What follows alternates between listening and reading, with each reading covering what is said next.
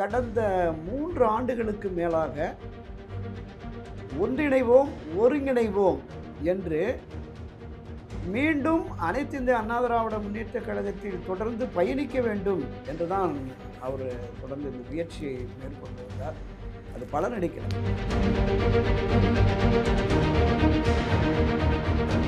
அந்த மிக உயர்ந்த பொறுப்பில் இருந்தவரை மிக மிக சாதாரண நிலைக்கு கூட அவர் கட்சியின் அடிப்படை உறுப்பினராக கூட தொடர முடியாத ஒரு நிலையை ஏற்படுத்தியது அவர் மனசில் ஆழமான காயத்தை உருவாக்கி.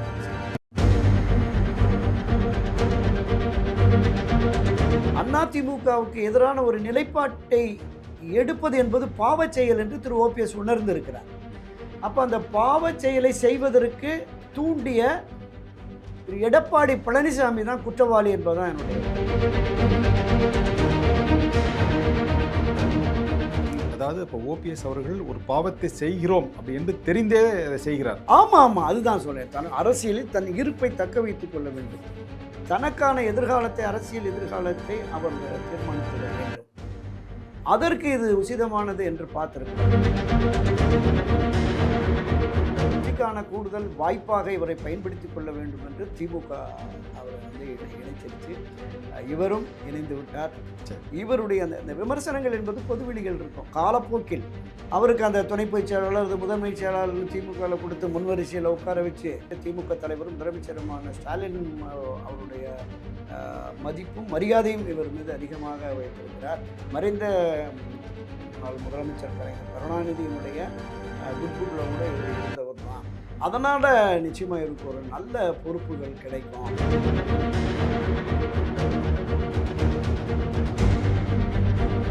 அப்போ ஒரு இடத்துலேருந்து இன்னொரு இடம் போகிற போது விமர்சனங்கள் அதிகமாக இருக்கும். அதை சுட்டி காட்டி திரு எம்ஜிஆர்கிட்ட கேட்டாங்க, இந்த மாதிரி இவ்வளோ தூரம் நம்மகிட்ட மந்திரியாக இருந்து எல்லாம் ஆண்டு அனுபவிச்சுட்டு இப்போ போய் பேசுகிறாங்களே அப்படின்னு தலைவர் சொன்னார்.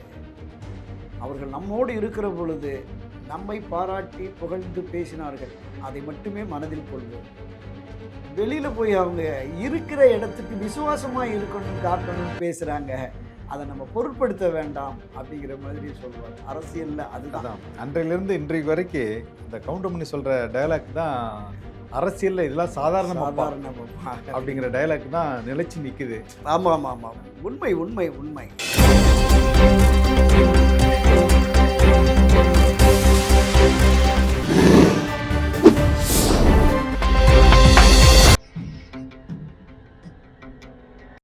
தமிழ் அலை நேயர்களுக்கு வணக்கம். இன்றைய சந்திப்பில் நம்மோடு இணைந்திருப்பவர் திராவிட இயக்க ஆய்வாளர் திரு துரை கருணா அவர்கள். வணக்கம் அண்ணா. வணக்கம் வணக்கம் தம்பி, நலமா இருக்கீங்க? நான் அண்ணன் நலமா? நலம், மகிழ்ச்சி. ரொம்ப மகிழ்ச்சியாக இருக்கீங்க போலண்ணா. ஆமாம் ஆமாம். திரு ஓபிஎஸ் அவர்கள் அதாவது தமிழக வரலாற்றிலே இல்லாத அளவிற்கு ஒரு முதலமைச்சராக இருக்கக்கூடியவர் அதற்கு நேர் எதிரான கட்சியில் போய் இணைந்திருக்கிறார்.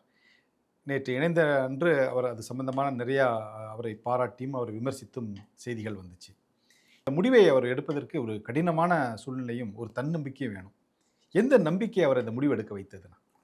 இல்லை, கடந்த பல 10 ஆண்டுகளாக ஒவ்வொரு அரசியல்வாதியும் தன்னுடைய இருப்பை தக்க வைத்து கொள்ள வேண்டும், தனக்கான அரசியல் எதிர்காலத்தை உறுதிப்படுத்தி கொள்ள வேண்டும் என்கிற அடிப்படையில் தான் தான் வளர்த்த கட்சி, தன்னை வளர்த்த கட்சி, அதையெல்லாம் விட்டுட்டு அணிமாறுவதை நம்ம தொடர்ந்து பார்த்துக்கிட்டு இருக்கிறோம். குறிப்பாக மறைந்த முன்னாள் முதலமைச்சர் செல்வி ஜெயலலிதா ஆட்சி காலத்தில் தான் அது கொஞ்சம் அதிகமாகவே அங்கிருந்து இந்த கட்சி மாறல் என்பது வந்தது. பலரும் இன்றைக்கு திராவிட முன்னேற்ற கழக அமைச்சரவையில் இருக்கிற ஒரு 8-10 பேர் எல்லாமே அங்கிருந்து வந்தவர்கள் தான். ஆனால் திரு ஓபிஎஸ் அவர்கள் எடுத்த நிலைப்பாடு என்பதுதான் மிக நெருடலான ஒன்றாக நமக்கு தெரிகிறது. இந்த அண்ணா திராவிட முன்னேற்ற கழகத்தின் நிறுவன தலைவர் புரட்சித் தலைவர் எம்ஜிஆர் அவர்கள் அண்ணாவின் வழியிலிருந்து திமுக திசை மாறி செல்லுகிறது. திரு கருணாநிதியினுடைய அரசியல் போக்கு என்பது மக்கள் விரோத போக்காக இருக்கிறது. எனவே அதை எதிர்த்து குரல் கொடுத்து அதனால் திமுகவிலிருந்து வெளியேற்றப்பட்டு அண்ணா திராவிட முன்னேற்ற கழகம் என்கிற அரசியல் கட்சியை தொடங்கி திராவிட முன்னேற்ற கழகத்தை தேர்தல் களத்திலிருந்தும் அரசியல் களத்திலிருந்தும் முற்றும் முழுவதுமாக அப்புறப்படுத்துவது என் வேலை அப்படின்னு அந்த அந்த கட்சியை ஆரம்பித்து கிட்டத்தட்ட தன் சொத்துக்களை அடமானம் வைத்து விற்று அந்த கட்சியை கொண்டு வந்தார். தொடர் வெற்றிகளை பெற்றார். 73 நாடாளுமன்ற இடைத்தேர்தல், திண்டுக்கல் நாடாளுமன்ற இடைத்தேர்தல் முதல் வெற்றி தொடங்கி தொடர்ந்து வெற்றி, பேரவைத் தேர்தலில் 77, 80, 84ன்னு ஒரு ஹாட்ரிக் வெற்றி பெற்றார். அப்போ தமிழகத்தில் ஆகப்பெரிய கட்சியாக அனைத்து இந்திய அண்ணா திராவிட முன்னேற்ற கழகம் தான் இருந்தது. அதுக்கு அடுத்து தான் திமுக என்கிற நிலை இருந்தது. புரட்சித்தருடைய மறைவுக்கு பிறகு அம்மா செல்வி ஜெயலலிதா அவர்கள் இந்த கட்சியை தலைவர் இருக்கிற போது ஒரு இருதுருவ அரசியல், மரியாதைக்குரிய புரட்சித் தலைவர் எம்ஜிஆர் வெர்சஸ் கலைஞர் கருணாநிதி அப்படிங்கிற மாதிரி இருந்தது. ஒரு நீக்குப்போக்கான நிலை இருந்தது. 2 தலைவர்களும் பொதுவெளிகளில் சந்திக்கிற போது பரஸ்பரம் பேசிக்கொள்வார்கள், சட்டமன்றத்திலையும் பேசிக்கொள்வார்கள். ஆனால் செல்வி ஜெயலலிதா அவர்கள் வந்ததுக்கு பிறகு அந்த இருதுருவ அரசியல் என்பது வன்ம அரசியலாகவே மாறியது. நம்ம பார்த்தோம். அந்த மாதிரி நிகழ்ச்சியில் பங்கேற்கக்கூடாதுங்கிற மாதிரி இருந்தது. அப்போ அது திராவிட முன்னேற்ற கழகத்திற்கு எதிராக அந்த கட்சியினுடைய அண்ணா திராவிட முன்னேற்ற கழகத்தின் கட்சியின் தொண்டர்கள் மத்தியில் அந்த எதிர்ப்புணர்வு தீயாக கனன்று கொண்டிருந்தது. இந்த இருவரும் தலைவர்களுடைய மறைவுக்கு பிறகு கொஞ்சம் நீர்த்து போனது மாதிரி தான் இருந்தது. திமுக எதிர்ப்பு பரஸ்பரம் எல்லாம் நல்லா பேசிக்கிறாங்க எல்லாம். ஆமாம், சட்டமன்றத்தில் லாபியில் பரஸ்பரம் பேசுகிறது, பொதுவெளிகளில் இப்போ மாமா மச்சான்லாம் கூட்டுக்கிறது அதே மாதிரி இருந்தது. இப்போ இதை விடவும் இன்னொரு பார்வை எனக்கு என்னென்னா, ஈரோடு கிழக்கு விக்கிரவாண்டி தேர்தலில் கிட்டத்தட்ட ஒரு 30,000 40,000 அதிமுக வாக்குகள் அங்கே போனதா நமக்கு தரவுகள் தெரிஞ்சது. அந்த தேர்தலில் பங்கேற்கல தெரிஞ்சது. அப்போ இந்த நிலைப்பாடு, திராவிட முன்னேற்ற கழகத்திற்கு எதிரான தீவிர நிலைப்பாடு திரு எடப்பாடி பழனிசாமி பொதுச் செயலாளரானதற்கு பிறகு குறைந்து விட்டது அப்படிங்கிறத பார்த்தோம். அவருமே பெரிய அளவில் களமாடலைங்கிறத நம்ம பார்த்தோம். அதுக்காக தான் பாஜக திரு அண்ணாமலை தலைவர் பொறுப்பேற்று நாங்கள் தான் பிரதான எதிர்க்கட்சிங்கிற மாதிரி அவரே நிறைய பண்ணிட்டு இருந்தார். இப்போ இந்த சூழலில் இப்போ திரு ஓபிஎஸ் அவர்களுக்கு வரும். அவர் இந்த அண்ணா திராவிட முன்னேற்ற கழகத்தினுடைய முதன்மை பொறுப்பில் இருந்தவர். மரியாதைக்குரிய அம்மா செல்வி ஜெயலலிதா அவர்கள் இறந்ததற்கு பிறகு இந்த கட்சியினுடைய ஒருங்கிணைப்பாளர், பொதுச் செயலாளருங்கிறத 2 பேரும் பகிர்ந்துக்கிட்டாங்க. அப்போ ஏற்கனவே 2 முறை செல்வி ஜெயலலிதா அவருடைய ஒரு மிக பெரும் நம்பிக்கையை பெற்று 2 முறை அவரால் முதலமைச்சராக நியமிக்கப்பட்டவர். 3வது முறையாகவும் அவர் பொறுப்பு வைத்தார். அண்ணா திராவிட முன்னேற்ற கழகத்தினுடைய கட்சியின் ஒரு 10-12 ஆண்டுகள் பொருளாளராகவும் இருந்தார், முதன்மை பொறுப்பில் இருந்தார். கட்சியில் முதன்மை பொறுப்பு, ஆட்சியில் துணை முதலமைச்சர், 3 முறை முதலமைச்சர் என்கிற ஒரு உயர் பொறுப்பில் இருந்தார். நேர் எதிரடியான ஒரு இயக்கத்தில் அவர் சேருகிற பொழுது தான் இந்த கடுமையான விமர்சனங்கள், தவிர்க்க முடியாத விமர்சனங்கள் எழுகிறது அப்படின்னு தான் நான் பார்க்கிறேன். அதே நேரத்தில் அவர் கடந்த 3 ஆண்டுகளுக்கு மேலாக ஒன்றிணைவோம் ஒருங்கிணைவோம் என்று மீண்டும் அனைத்து இந்திய அண்ணா திராவிட முன்னேற்ற கழகத்தில் தொடர்ந்து பயணிக்க வேண்டும் என்று தான் அவர் தொடர்ந்து இந்த முயற்சியை மேற்கொண்டு வந்தார். அது பலனளிக்கலை. ஒற்றை தலைமை என்று திரு எடப்பாடி பழனிசாமி சென்று தன்னிச்சையாக தானடித்த மூப்பாக செயல்பட்டு ஒருவித எதேச்ச அதிகார போக்கில் சென்று நீங்கள் தொடக்கத்தில் குறிப்பிட்டது மாதிரி அவரை கரைவேட்டு கூட கட்ட முடியாத அளவிற்கு, கட்சி கொடியை பயன்படுத்த முடியாத அளவிற்கு இருந்தார். நாம் குறிப்பிட்ட அந்த மிக உயர்ந்த பொறுப்பில் இருந்தவரை மிக மிக சாதாரண நிலைக்கு கூட அவர் கட்சியின் அடிப்படை உறுப்பினராக கூட தொடர முடியாத ஒரு நிலையை ஏற்படுத்தியது அவர் மனசில் ஆழமான காயத்தை உருவாக்கிடுச்சு. இப்போ கடைசி வரைக்கும் அவர் கடைசியில் டிடிவி தினகரன் என்டிஏல போய் ஜாயின் பண்ணி என்னுடைய அருமை அண்ணன் எடப்பாடிகிட்ட கைகோர்த்துட்டேன் அப்படின்னு சொன்னபோது அடுத்த நாள் அவருடைய அருமை அண்ணன் எடப்பாடிகிட்ட சொல்லி எங்களையும் சேர்க்க சொல்லுங்கள், நாங்கள் காத்திருக்கிறோம் அப்படிங்கிற அளவுக்கு போனபோது எடப்பாடி முடியவே முடியாதுன்ட்டார். திருமதி சசிகலா அவர்களுக்கும் திரு ஓபிஎஸ் அவர்களுக்கும் ஒருபோதும் அண்ணா திராவிட முன்னேற்ற கழகத்தில் இடமே இல்லை என்கிற பொழுது, அப்போ நம்ம அடிக்கடி பேசிகிட்டு இருக்கோம், பல பதிவுகளில் நானும் சொல்லியிருக்கேன், எந்த ஆயுதத்தை நான் எடுப்பது என்பதை என் எதிரி தான் தீர்மானிக்கிறான் அப்படிங்கிற மாதிரி. ஸோ அந்த நிலைப்பாட்டுக்கு திரு ஓபிஎஸ் வந்துட்டார். கடந்த 2 மாதங்களாகவே அவருடைய நிர்வாகிகள் கூட்டத்தில் பேசுகிறப்ப நம்ம அந்த ஸ்பீச் எல்லாம் கரெக்டாக பார்த்தோன்னா தெரியும். ஓபிஎஸ் அவர்கள் அவருடைய நிர்வாகிகள் கூட்டத்தில் கடந்த 2 மாதங்களாக பேசுகின்ற பொழுது திரு எடப்பாடி பழனிசாமிக்கு சவால் விடுகிற வகையில், எச்சரிக்கை விடுகிற வகையிலே சொன்னார், நீங்கள் திருந்தவில்லை என்றால் திருத்தப்படுவீர்கள், நாங்கள் ஒரு பாவச் செயலில் ஈடுபடுவதற்கு நீங்கள் எங்களை ஆட்படுத்தி விடாதீர்கள் அப்படிங்கிறார். அப்போ அதிமுகவுக்கு எதிரான ஒரு நிலைப்பாட்டை எடுப்பது என்பது பாவச் செயல் என்று திரு ஓபிஎஸ் உணர்ந்திருக்கிறார். அப்போ அந்த பாவச் செயலை செய்வதற்கு தூண்டிய திரு எடப்பாடி பழனிசாமி தான் குற்றவாளி என்பதுதான் என்னுடைய கருத்து. இப்படிப்பட்ட ஒரு செயலை செல்வி ஜெயலலிதாவினுடைய மிக நெருக்கமாக அணுக்கமாக இருந்து அவருடைய பெரும் நம்பிக்கையை பெற்று நான் அவரிடம் ஒப்படைத்த ஆட்சியை என்னிடம் திருப்பி தந்த பரதன் என்றெல்லாம் பேசப்பட்ட ஒருவரை இந்த அம்மாவனுடைய நல்ல எண்ணத்தை உணர்வுகளை முழுமையாக பெற்றிருந்த ஒருவரை இப்படிப்பட்ட நேர் எதிரடையான திமுகவில் இணையக்கூடிய அளவிற்கான ஒரு செயலில் ஈடுபட வைத்தது இதுதான். அதாவது அதிமுகவை விட்டு வெளியேறுவது என்பது ஒரு பாவ செயல் மாதிரி அவர் கருதினார். அதனால தான் அப்ப அந்த பாவ செயலை வந்து செய்ய அந்த சூழலை உருவாக்கிய திரு எடப்பாடி பழனிசாமிக்கு தான் அந்த பாவம் போய் சேரும். அதனால தான் இந்த செயலில் ஈடுபட்ட திரு எடப்பாடி பழனிசாமியை மறைந்த செல்வி ஜெயலலிதாவுடைய ஆன்மா மன்னிக்காதுங்கிறத இந்த இடத்துல நான் பதிவு பண்ணேன். அதாவது இப்போ ஓபிஎஸ் அவர்கள் ஒரு பாவத்தை செய்கிறோம் அப்படி என்று தெரிந்தே அதை செய்கிறார். ஆமாம், அதுதான் சொல்றேன். தன் அரசியலில் தன் இருப்பை தக்க வைத்துக் கொள்ள வேண்டும். தனக்கான அரசியல் எதிர்காலத்தை அவர் தீர்மானித்திட வேண்டும். அதற்கு இது உசிதமானது என்று பார்த்திருக்கிறார். தனியாக கட்சி அவரால் நடத்த முடியாது. கிட்டத்தட்ட இந்த கடந்த 3 ஆண்டுகளாக அவர் அந்த அண்ணா திராவிட முன்னேற்ற கழக உரிமை மீட்பு குழு என்று தொடங்கி அந்த இயக்கத்தை வழிநடத்துவதற்கும் ராமநாதபுரம் நாடாளுமன்ற தேர்தலில் போட்டியிடுவதற்கும் கிட்டத்தட்ட இதுவரையிலும் ஒரு 70-80 கோடி ரூபாய் செலவு பண்ணிட்டார். இனி என்னால் செய்ய முடியாது அப்படின்னு பெரும்பாலான அந்த உரிமை மீட்பு கழகத்தை சேர்ந்தவர்கள் ஒரு 70% மேலே ஒரு 30-40 தொகுதியாவது தாவேக்கால வாங்கி போட்டுக்கலாம் எல்லாருமே ரிட்டனாகவே எழுதி கொடுத்தாங்க. ஆனால் அரசியலை எதிர்கொள்வதற்கு தேர்தலை எதிர்கொள்வதற்கு நிதி இல்லை. இப்போ இவரோடு பயணித்த திரு ஓபிஎஸோடு பயணித்தவர்கள் எல்லோருமே பாதிக்கப்பட்டவர்கள். கட்சியில் எந்த அவங்க சம்பாத்தியமும் இல்லை. அப்படிப்பட்டவர்களுக்கு ஒரு நெருக்கடியை சிக்கலை தேர்தல் செலவுகள் அவங்களால முடியாது அப்படின்னு இப்போ இவரும் நிதி உதவி செய்து முடியாது. அப்போ இந்த சூழலில் நமக்கான அரசியல் எது என்று ஒரு துரதிருஷ்டவசமான நிலையில் தான் இந்த முடிவை எடுத்து போயிருக்கிறாரு. அதை நியாயப்படுத்த முடியாது. அந்த அளவு அது நியாயம் என்று நாம் சொல்லலை. சூழல் அவரை அப்படி தள்ளிருச்சு அப்படின்னு தான் நம்ம பார்க்குறோம். இது பொது வெளிகளில் மக்கள் மத்தியில் அண்ணா திராவிட முன்னேற்ற கழகத்தில் பயணிக்கிற தொண்டர்கள் மத்தியில் உண்மையிலேயே ஒரு மிகப்பெரிய பண்பாளராக அரசியலில் எல்லோரிடமும் மதிப்பும் மரியாதையும் கொண்டிருந்த ஒருவர் தன்னை வளர்த்து ஆளாக்கி தன்னை அரசியலில் மிக உச்சத்திற்கு கொண்டு வந்த அந்த கட்சிக்கு எதிரான ஒரு கட்சியில் சேர்ந்து விட்டாரே என்கிற அந்த வருத்தமும் வேதனையும் இருக்கும். அவர் மீதான அந்த விமர்சனமும் இருக்கும். அதே நேரத்தில் இந்த விமர்சனம் எப்போ மாறும் அப்படின்னா திராவிட முன்னேற்ற கழகம் இவரை எப்படி பயன்படுத்த போகிறது அப்படிங்கிறத வச்சு தான் இருக்குது.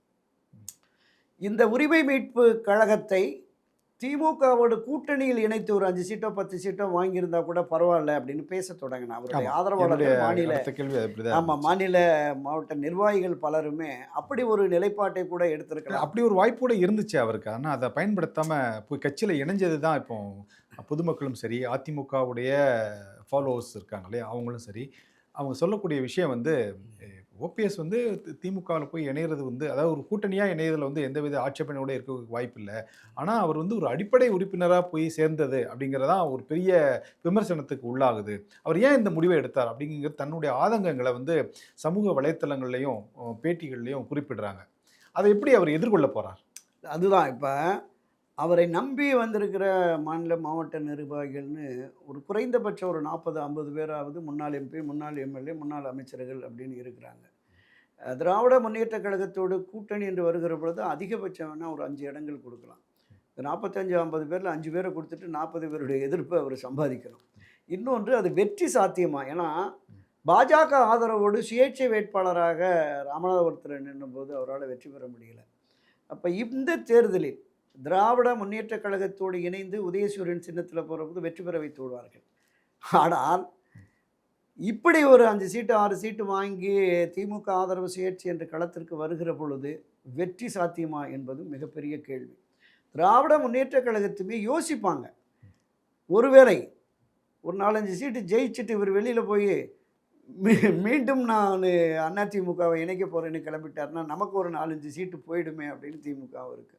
எனவே இதெல்லாம் பேசியிருப்பாங்க. நிச்சயமாக பேசிட்டு தான் இருதரப்புமே எது சரியானது அப்படிங்கிற மாதிரி ஆமா, நீங்க கூடுதல் சொல்ற ஆதாயம் இல்ல திமுக. நீங்க சொல்ற மாதிரி அவங்களும் இதெல்லாம் அலசி ஆராய்ஞ்சு தான் அப்ப கூட்டணியா இல்ல கட்சியில ஏன்னா இணையறதான்னு அந்த சொல்லி முடிவு எடுத்திருப்பாங்க. 2026 தேர்தல் திமுகவுக்கு என்பது இப்போ அவங்க ஒரு சவாலா எடுத்தே பண்ணிட்டு இருக்காங்க. அதனால தான் வெளியில யார் கிடைச்சாலும் பரவாயில்லன்னு சொல்லிட்டு இப்போ இன்னும் 2 நாள்ல ஐயா ராமதாஸ் கூட போறாரு அப்படிங்கிறாங்க. அவங்க ஒரு 2, 3 சீட்டு வாங்கிட்டு உதயசூரியன்லே நிற்கிறது கூட வாய்ப்பு இருக்கு அப்படின்னு சொல்றாங்க. தேமுதிகவையுமே அந்த பக்கம் கொண்டு போயிட்டாரு. எனவே இந்த கூடுதல் வெற்றிக்கான கூடுதல் வாய்ப்பாக இவரை பயன்படுத்திக் கொள்ள வேண்டும் என்று திமுக அவரை வந்து இணைச்சிருச்சு. இவரும் இணைந்து விட்டார். சரி. இவருடைய அந்த அந்த விமர்சனங்கள் என்பது பொதுவெளிகள் இருக்கும். காலப்போக்கில் அவருக்கு அந்த துணை பொதுச் செயலாளர், அந்த முதன்மை செயலாளர் திமுகவில் கொடுத்து முன்வரிசையில் உட்கார வச்சு வெற்றி பெற்றதற்கு பிறகு அவை முன்னவரோ அல்லது பேரவைத் தலைவரோ கொடுத்துட்டாங்கன்னு வச்சுங்களேன். திமுக நண்பர்கள் 2 பேர் என்கிட்ட பேசுகிறது மிக முக்கிய நண்பர்கள். இடைத்தரகர்களாக இருந்த 1, 2 பேர் கூட என்கிட்ட பேசுகிறப்போ சொன்னாங்க. நிச்சயமாக அவருக்கு அவருடைய மரியாதைக்குரிய திமுக தலைவரும் முதலமைச்சருமான ஸ்டாலின் அவருடைய மதிப்பும் மரியாதையும் இவர் மீது அதிகமாக வைத்திருக்கிறார். மறைந்த முன்னாள் முதலமைச்சர் கலைஞர் கருணாநிதியினுடைய குட் புக்கில் கூட இவர் இருந்தவர் தான். அதனால் நிச்சயமாக இவருக்கு ஒரு நல்ல பொறுப்புகள் கிடைக்கும். மாநிலத்துறையில் 3 முறை முதலமைச்சராக இருந்தவர், அண்ணா திராவிட முன்னேற்ற கழகத்தினுடைய உயர் பொறுப்பில் இருந்தவர். அதற்கான மதிப்பும் மரியாதையும் அவருக்கு இருக்குது அப்படிங்கிறது.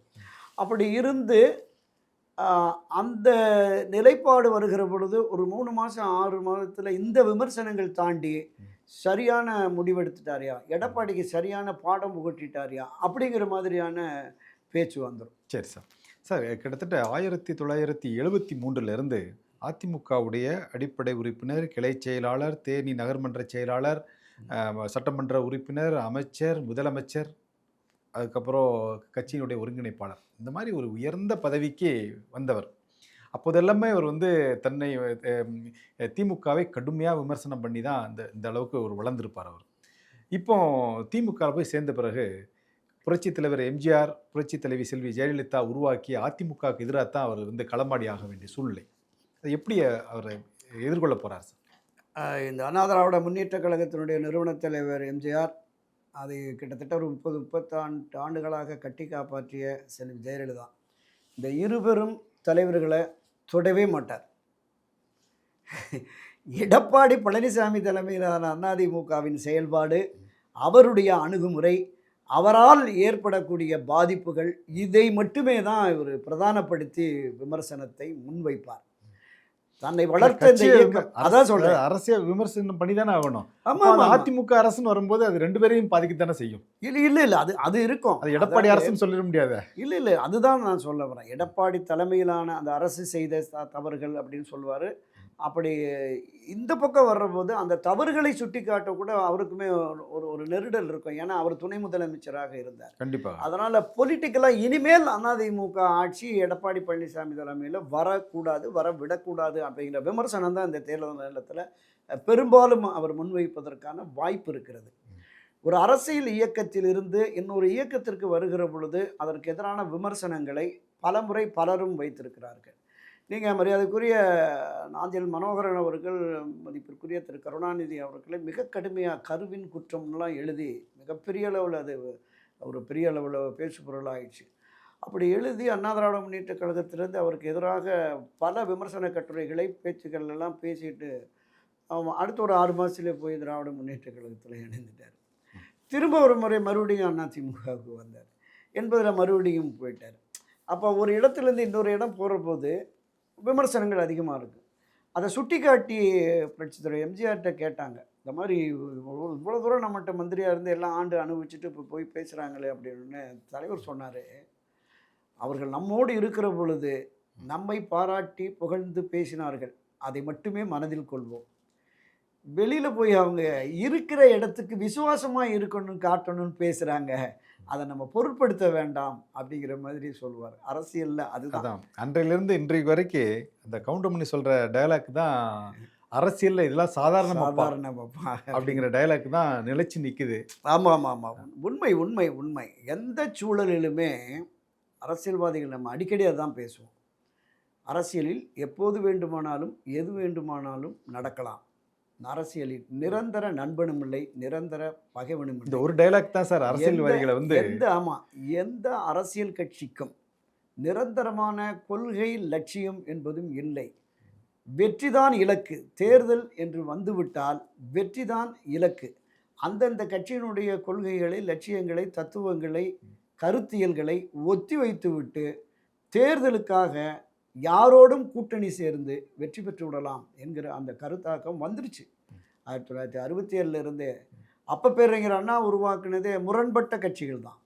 முதலிஞர் ராஜாஜியுடைய சுதந்திரா கட்சி, காயிதே மில்லத்தினுடைய முஸ்லீம் லீக் கட்சி, மாப்போசி அவர்களுடைய தமிழரசு கட்சி, பொதுவுடைமை கட்சி, இப்படி பல்வேறு கூறுகளாக நவகிரக மாதிரி ஆளுக்கு ஒரு திசையில் இருந்தவங்களை கொண்டு வந்து இப்போ சமீபத்தில் சிறிது காலத்திற்கு முன்பு வைகோ எடுத்த முடிவை கூட நம்ம உதாரணமாக சொல்லலாமே. ஏன்னா அதுதான் இப்போ இருக்கக்கூடிய ஜென்ரேஷன்ஸ்க்கு நல்லா தெளிவாக தெரிஞ்ச விஷயம். திமுகவை எதிர்த்து தொடங்கப்பட்டது வந்து அதிமுக ஒன்று, அதற்கு அடுத்தபடியாக தொடங்கப்பட்டது வந்து மதிமுக. குடும்ப அரசியல் காரணமாக அங்கே அந்த கட்சியிலிருந்தே வெளியே வந்து கட்சி ஆரம்பித்தார். நீ கடைசியில் அவருடைய குடும்பத்துக்காக திமுகவில் இணைந்து விட்டார் அப்படிங்கிற ஒரு பேச்சுவார்த்தைலாம் இருக்குது. ஸோ அதுதான் நீங்கள் சொன்ன மாதிரி அரசியலில் இதெல்லாம் சாதாரணமப்பா அப்படிங்கிற டயலாக் தான். நீங்கள் புரட்சி தலைவர் எம்ஜிஆர் கூட அரசியல் ரீதியான விமர்சனங்கள் தான் மிக அதிகமாக இருந்திருக்கும். ஆனால் திரு வைகோ அவர்கள் பேசியதற்குல நீங்கள் இன்றைக்கி அதை எடுத்து பார்த்தோம்னா இப்படா அப்படி அப்படிங்கிற மாதிரி இருக்கும். திமுகவையும் சமீபத்தில் வேரோடும் வேரடி மண்ணோடும் திமுகவை குழி தோண்டி புதைக்கு வரை நான் ஓய மாட்டேன். இலங்கை தமிழர் பிரச்சனைகளை கூட திமுகவை கடுமையாக சாடியல முதல் நபர் வந்து திரு வைகோ அவர்கள். திரு ஸ்டாலின் அவர்களை கூட கடுமையாக விமர்சனம் செஞ்சார். ஆனால் இன்னைக்கு அவங்களோட தான் ஒரு கூட்டணியில் இருக்கிறார். அதுதான் சொல்கிறேன். விமர்சனங்கள் என்பது எதிரெதிர் நிலைப்பாட்டை ஒரு அரசியல் கட்சியில் கூட்டணி அமைத்து பயணிக்கிற பொழுது ஒரு விதமான பேச்சு இருக்கும். உதாரணத்துக்கு திமுகவே எடுத்துக்கோங்க. 1976 ஆட்சியை கலைத்தார்ல பிரதமர் இந்திரா காந்தி. அந்த 1977 சர்க்காரியா கமிஷன் போடுறார். அந்த காலகட்டத்தில் கிட்டத்தட்ட மிக மோசமாக ராட்சசி அரைக்கி பெண் ஹிட்லர் அந்த திமுக மேடைகளில் நாரச நடையில் பேசுவாங்க. நம்ம எல்லாம் பார்த்துருக்கோம். மிக கொடுமையான விஷயம், 77 மதுரைக்கு வந்தபோது அவரை கொலை முயற்சி நடந்து அவர் அன்றைக்கு இருந்த பழநெடுமாறன் காயம் ஏற்பட்ட அந்த ரத்தம் அன்றைய இந்திரா காந்தியினுடைய புடவையில் பட்ட போது அதை கூட ரொம்ப கேவலமாகலாம் பேசி பண்ணினாங்க. ஆனால் 79 80 தேர்தலுக்காக நேருவின் மகளே வருக, நிலையான ஆட்சி தருக அப்படின்னு கைகோர்த்து போனோம். இதுக்கு ரொம்ப நாள் பின்னால் போனோம். 2013 அப்படி தானே சொன்னாங்க. ஆமாம் ஆமாம், கூடா நட்பு கேடாய் முடியும் அப்படின்னு சொன்னார். 2014 பிறகு அவங்க கூட கூட்டணி வச்சாங்க. அதே மாதிரி இந்த பக்கம் பாரதிய ஜனதா கட்சியை பற்றி எத்தனை கடுமையான விமர்சனம். பண்டாரம் பரதேசி, இந்த தேசத்தையே விழுங்க வந்த ஆக்டோபஸ் பாஜக அப்படின்லாம் சொன்னார். 98 அவங்க கூட கூட்டணி வச்சு கிட்டத்தட்ட முக்கிய மந்திரி சபையில் இடம் வேணும்னு சொல்லி அவ்வளோ பேருக்கும் மந்திரி சபை வாங்கி போனார். அப்போ நீங்கள் சொன்ன கவுண்டமணி டைலாக் தான். அரசியல் இதெல்லாம் சாதாரணமாப்பான்னு கலந்து போயிடுவாங்க. இப்போ விமர்சனங்கள் அந்தந்த காலகட்டத்தில் இருக்கும். எல்லா காலகட்டத்திலையுமே இப்போ நம்ம அனைத்து இந்திய அண்ணா திமுக வரலாற்றிலே பார்க்கணும். தலைவர் மறைவுக்கு பிறகு ஜானி பிறந்தபோது செல்வி ஜெயலலிதா அவர்களை எந்த அளவுக்கு அந்த எதிரணியில் அணிகளில் இருந்தவங்க பேசினாங்க அப்படிங்கிறத நம்ம பார்த்துருக்கோம். அதனால் அந்தந்த காலகட்டங்களில் எழுகிற பிரச்சனைகள், சூழ்நிலைகளை பொறுத்து அணிகள் மாறுவதும், அணிகளை மாறின உடனே கடுமையாக விமர்சிக்கிறது இருக்கும். இன்றைக்கு இந்திய தேசிய காங்கிரஸ் கட்சி, பொதுவுடைமை கட்சி, விசிக, மதிமுக இவங்க எல்லாருமே திமுக எவ்வளோ கடுமையாக விமர்சனம் பண்ணியிருக்காங்க நம்ம பார்த்துருக்குறோம். ஆனால் அவர்கள் இந்த வெற்றி என்கிற ஒற்றை இலக்கை வைத்து கூடவே பயணிச்சுக்கிட்டு இருக்கிறாங்க. இந்த அரசியல் என்பது காலங்காலமாக தொடரும். அவர்கள் நிலைப்பாடு நான் தொடக்கத்தில் சொன்னது மாதிரி ஒவ்வொரு அரசியல்வாதியும் தன்னுடைய அரசியல் இருப்பை தக்க வைத்து கொள்ள வேண்டும். எதிர்கால அரசியலை தீர்மானிக்க வேண்டும். தொடர்ந்து வெற்றி, நாடாளுமன்றம், சட்டமன்றம், அமைச்சர் பதவி என்கிற அந்த இலக்கை நோக்கி தான் பயணிப்பார்கள். அது எப்போதும் மாறாது. Okay sir. திரு ஓபிஎஸ் அவர்களோட ஒரு நெருங்கிய நட்பு பாராட்டக்கூடிய உங்ககிட்ட இந்த கேள்வி கேட்டால் சரியாக இருக்குன்னு நினைக்கிறேன். அவருடைய அடுத்தடுத்த திட்டங்கள் எப்படி இருக்கும் சார்? இல்லை, அடுத்தடுத்த திட்டம் என்பது இப்போ அவருக்கு ஒரு 74-75 வயசு ஆகிடுச்சு. இப்போது தாய்க்கழகம் சென்றேன் அப்படின்னு திராவிட முன்னேற்ற கழகத்துக்கு போயிருக்காரு. எந்த அடிப்படையில் அது தாய் கழகம்னு சொல்கிறீங்கன்னா, புரட்சித் தலைவர் எம்ஜிஆர் இருந்தது அந்த கழகத்தில் தான் இருந்தார். அவர் ஏற்றுக்கொண்ட தலைவர் தான் மறைந்த கலைஞர் கருணாநிதி அவர்கள். எனவே தான் அதை நான் தாய் கழகம் அப்படின்னு சொல்கிறேன் அப்படிங்கிற மாதிரி.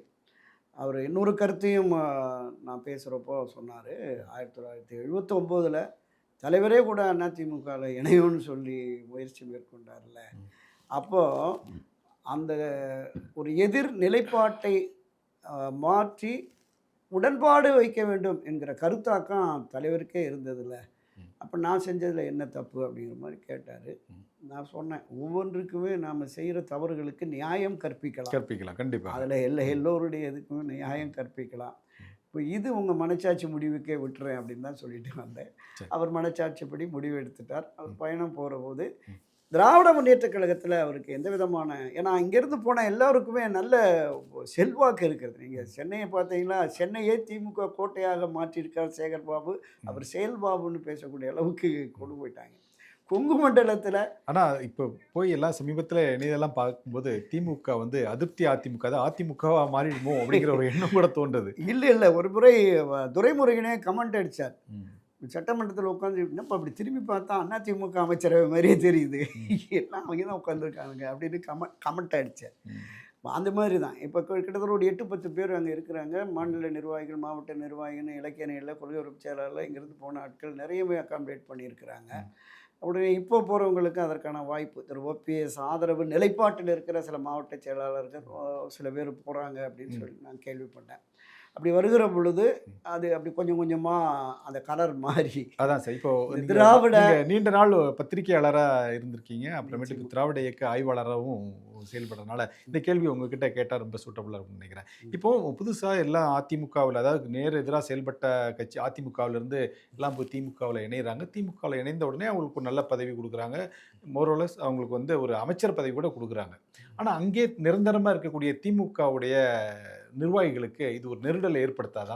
ஏன்னா புதுசாக வரவங்களுக்கெல்லாம் ஆட்சிலையும் அதிகாரத்துலையும் பங்கு கொடுக்குறாங்க, கட்சியில் இணைச்சி உடனே அவங்களுக்கு நல்ல பதவி கொடுக்குறாங்க, அமைச்சரவையில் இடம் கொடுக்குறாங்க. நம்ம இவ்வளோ வருஷம் திமுகவுக்காக உழைச்சோம்,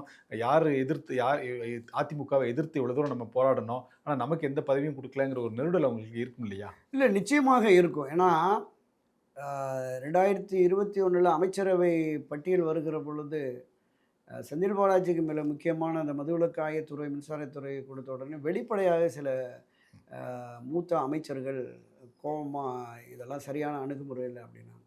இன்னும்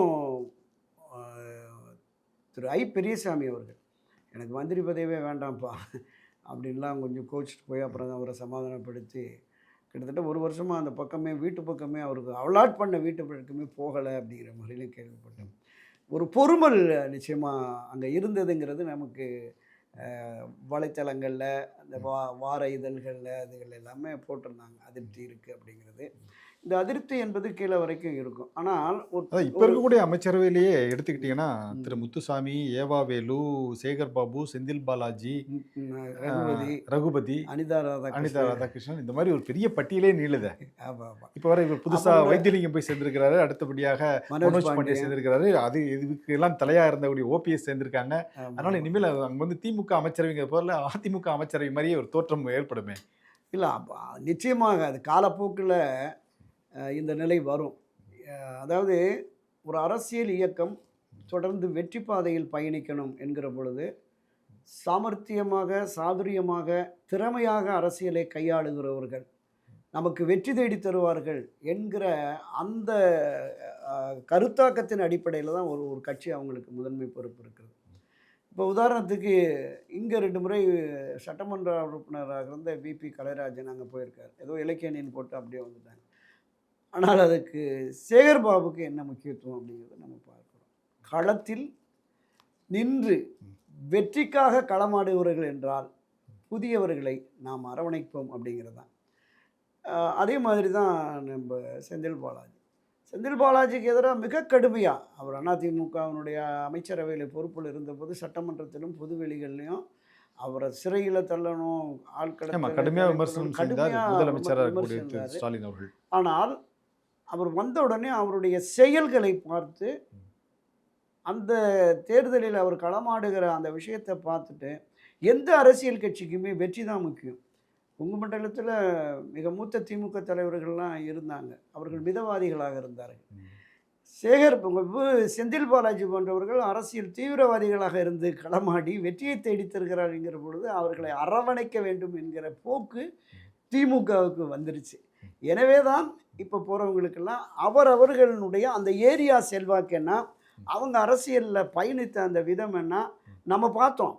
அதிமுகவில் தமிழ்நாட்டில் அதிகமான கூட்டங்கள் போட்டது சேகர் பாபு தான். தமிழ்நாடு முழுவதும் அந்த அம்மா கூட பயணித்தார்.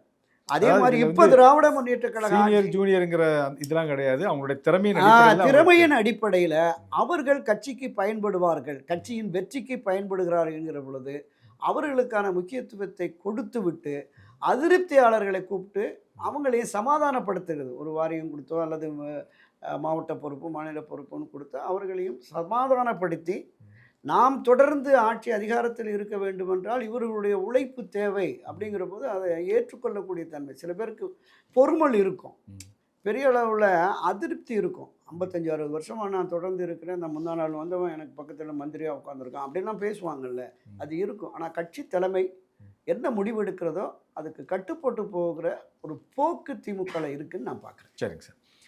சார், ஒரு 2-3 தினங்களுக்கு முன்பு திருமதி சசிகலா அவர்கள் பசும்பொன்னில் கட்சி கொடியை அறிமுகப்படுத்தினாங்க. விரைவில் நான் கட்சி தொடங்க போகிறேன் அப்படின்னு. இது ஒரு தாமதமான முடிவு அப்படின்னு விமர்சனம்லாம் எழுந்திருக்கு. நீங்கள் எப்படி பார்க்குறீங்க? அதாவது 2021 சிறை மீண்டு வந்த உடனே ஒரு தீவிர அரசியலில் அவர் ஈடுபட போகிறார் அப்படிங்கிற மாதிரி இருந்தது. தனக்கு எதிராக தொடர்ந்து துரோகம் இழைத்து வருகிற எடப்பாடி பழனிசாமிக்கு எதிராக இவர் கட்சியை கைப்பற்றி கொண்டு போவார் அப்படிங்கிற பார்வை இருந்தது. பொதுவெளிகளில் பேசப்பட்டது, ஊடகங்களும் கூட அதை எழுந்தது. ஆனால் என்ன காரணத்தாலோ மீண்டும் அதிமுக ஆட்சி அமைவதற்காக நான் தற்காலிகமாக ஒதுங்கி இருக்கிறேன் அப்படின்ட்டாங்க. நான் அம்மா ஆட்சியை கொண்டு போகிறேன்னு அப்படி சொல்லலை, ஒதுங்கி இருந்தாங்க. தோல்வி அடைந்த உடனே நேரடியாக களத்துக்கு வந்திருக்கணும். எடப்பாடி பழனிசாமி தொடர்ந்து எனக்கு துரோகம் இழைத்தது மட்டுமில்லை, கட்சிக்கும் துரோகம் இழைத்து கட்சியை தோல்வி பள்ளத்தாக்கில் கொண்டு போய் சேர்த்து விட்டார், இனி பொறுத்தது போதும் பொங்கி எழுன்னு அம்மா வந்திருந்தாங்க. திருமதி வி.கே. சசிகலா வந்திருந்தா ஓரளவுக்கு சக்ஸஸ்ஃபுல்லாக பண்ணியிருக்கலாம். வரல. 2024 ஒரு பெரும் தோல்வி அடைஞ்சதுக்கு பிறகு தான் இனியும் பொறுத்திருக்க மாட்டேன், நான் இனி கட்சியை எடுத்துக்கிறேன்னு சொல்லி இருந்தாங்க. இந்த 2 வருஷமாகுமே நேரடி அரசியலில் ஈடுபடாமல் அங்கங்கே நம்ம ஆடியோ மூலமாக அல்லது சில இடங்களுக்கு போகிறபோது அங்கங்கே பெட்டிகள் மூலமாக பார்த்தாங்க. இப்போ அவர்களுமே காத்திருந்தாங்க. மறுபடியும் கட்சி 2 பிரிவு 3 பிரிவாக போயிட்டுருக்கு. ஏற்கனவே அமமுகன்னு ஒன்றை கொண்டு போயிட்டார், இந்த பக்கம் இன்னொரு முறையும் வேண்டாம் அப்படிங்கிற மாதிரி அவரும் பொறுத்திருந்தார். திரு ஓபிஎஸ் அவர்கள் மாதிரியே ஒருங்கிணைப்போம் ஒன்றிணைப்போம், நிச்சயம் திரும்பி வருவாங்க, 2017 ஆட்சியும் கட்சியும் உங்கள்கிட்டே இருக்கணுமா, நீங்கள் தான் காப்பாற்றணும்னு காலில் விழுந்த ஆட்கள் மனம் திருந்தி திரும்ப வருவாங்க அப்படிங்கிற அந்த எண்ணத்தின் அடிப்படையில் காத்திருந்தா முடியாது, இனிமேல் இது சாத்தியமில்லை என்று திரு ஓபிஎஸ் உணர்ந்து முகாம் மாறியது போல நான் கட்சியை கைப்பற்றுவேன் அப்படிங்கிற மாதிரி இப்போ களத்துக்கு வந்திருக்கிறாங்க. இதில் என்னென்னா, திரு ஓபிஎஸ் அவர்களுக்கு அவருடைய முடிவுக்கு எதிரான நிலைப்பாடு கொண்ட அந்த கட்சியில் பயணித்த அந்த அமைப்பில் பயணித்த நிர்வாகிகள் தொண்டர்கள், டிடிவி தினகரன் என்டிஏல போய் அவரை அருமையண்ணன் எடப்பாடின்னு போனதுனால அதை விரும்பாத அவர் நியமித்த அமமுகவினுடைய நிர்வாகிகள் தொண்டர்கள் ஒரு பகுதி, எடப்பாடி பழனிசாமிக்கு எதிரான நிலைப்பாடு கொண்டவர்கள் இன்னும் அதிமுகவில் பலர் பயணிக்கிறார்கள். பொறுப்புகள் பதவிகளுக்கு இல்லாமல் அதை எதிர்பார்த்து காத்திருக்கிறவர்களும் திருமதி சசிகலா பின்னாடி போகலாம். இந்த 3 தரப்பு ஆதரவையும் தாண்டி நீங்கள் குறிப்பிட்ட பசும்பொன்னில் அவர் பேசிய பேச்சு இருக்குல்ல, மனம் திறந்த பேச்சு, என்னை கொலை செய்யக்கூட முயற்சித்தார்கள், முதுகிலும் மார்பிலும் ஈட்டியால் குத்தினார்கள் அப்படின்னு, அது பொதுவெளிகளில் பெண்கள் மத்தியில் ஒரு அனுதாபம் கலந்த ஆதரவு. இப்போ இந்த ஆதரவு நிலைப்பாட்டில் ஒரு அரசியல் கட்சியை தொடங்கினார். 2026 தேர்தலில் அதிமுக தோற்று திரு எடப்பாடி பழனிசாமிக்கு எதிராக ஒரு பெரிய அளவில் போர்க்குரல், அவருக்கு எதிரான நிலைப்பாடு வருகிற பொழுது அதை நாம் பயன்படுத்தி அரசியலில் பயணிக்கலாம் என்கிற நிலைப்பாட்டை திருமதி வி.கே. சசிகலா எடுத்திருப்பார் என்று தான் நான் கருதுகிறேன். Okay sir. அதாவது திரு ஓபிஎஸ் அவர்கள் திமுகவோட இணைந்தது குறித்து அதிமுகவுடைய ரியாக்ஷன்ஸ் என்ன அப்படின்னு சொல்லி பார்க்கும்போது, திரு சி.வி. சண்முகம் அவர்கள் நேற்று ஒரு பேட்டியில் சொல்லியிருக்கிறாரு, திரு ஓபிஎஸ் போய் எங்கள் கட்சியை விட்டு போனது, வெளியேறினது எங்களுக்கெல்லாம் தீபாவளி அப்படிங்கிறார். இந்த அளவுக்கு கொண்டாடுற அளவுக்கு அவர் என்ன அப்படி எங்கே பண்ணிட்டார்? இல்லை, அதாவது கட்சியிலிருந்து பொதுக்குழு கூடி தீர்மானம் நிறைவேற்றி அவர் வெளியே அனுப்பிய அந்த நாள் முதல் இதை விட கடுமையான விமர்சனங்களை தான் செய்துக்கிட்டு இருந்தாங்க. அப்போ ஒரு சீனியர் ஏற்கனவே இருந்தவர் அவர் போயிட்டார் அப்படின்னா அவர் விருப்பம். இப்போ பேரறிஞர் அண்ணா பாணியில் சொன்னோன்னா எங்கிருந்தாலும் வாழ்க அப்படின்னு கடந்து போயிடணும். ஆனால் திமுகவிற்கு எதிராக இன்னும் தொடர்ந்து களமாடி திமுக ஆட்சியை வீழ்த்த வேண்டும் என்கிற கருத்தாக்கத்தில் இருக்கிற அண்ணா திராவிட முன்னேற்றக் கழகத்தின் நிர்வாகிகள் இது போன்ற விமர்சனங்களை செய்வது சகஜம்தான். அது அவங்களுடைய அந்த அந்த மனநிலையில் இருந்தால் தான் அங்கே அவங்களுக்கு ஒரு மரியாதை இருக்கும் அப்படின்னு கருதுகிறாங்க. அதனால் இதெல்லாமே இது போன்ற விமர்சனங்கள் இன்னும் கடுமையாக கூட வரும். தேர்தல் நெருங்க நெருங்க வரும். அதையெல்லாம் எதிர்கொள்ள திரு ஓபிஎஸ் தயாராக இருக்க வேண்டும். ஓகே சார், நன்றி, வணக்கம். நன்றி.